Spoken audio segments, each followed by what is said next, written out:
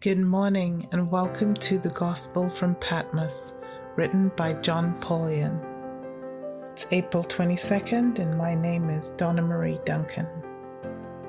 John the Apostle writes in Revelation chapter 5 verse 8, "And when he had taken the scroll, the 4 living creatures and the 24 elders fell down before the Lamb, each of them having a harp and golden bowls filled with incense, which are the prayers of the saints."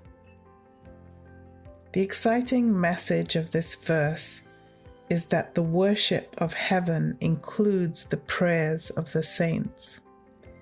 The prayers of the saints arise from a world very different from the scene John witnesses in heaven. In that world, the saints seem to be defeated. Evil appears to reign.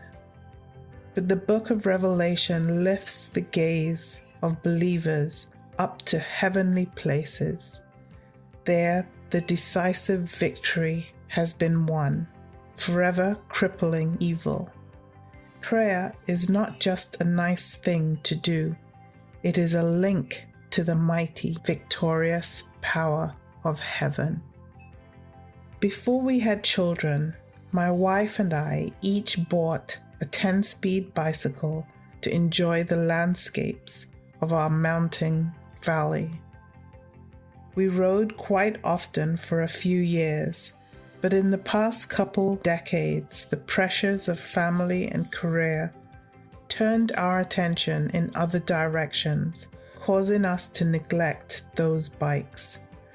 They sit now under the elevated sunroom of our house, a place where they stay dry but are a little too hard to get to. Some time ago, I crawled under the sunroom and pulled out my red racer, thinking it was about time to take it for a spin. I found that it had quite a bit of rust here and there, and the tape had come off one of the handlebars. After 25 years, it didn't look very good, but it did seem to roll okay.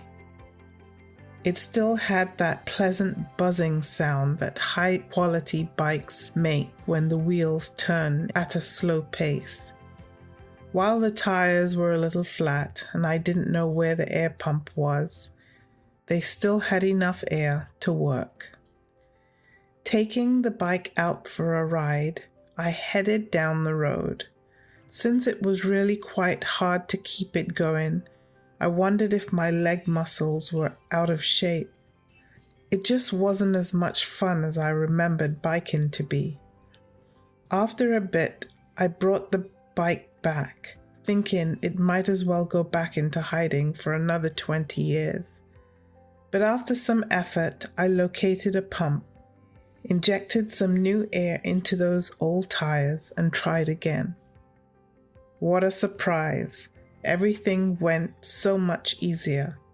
A little air made a big difference. It has been said that prayer is the breath of the soul. Prayer is like the air I put into my bicycle tires. When we try to solve our problems by ourselves, life is truly hard, but prayer vaults our challenges into the throne room of heaven, where no problem is too big to solve, no battle too hard to win. Thanks to the victory of the Lamb, prayer is the key to victory on earth. Don't leave home without it.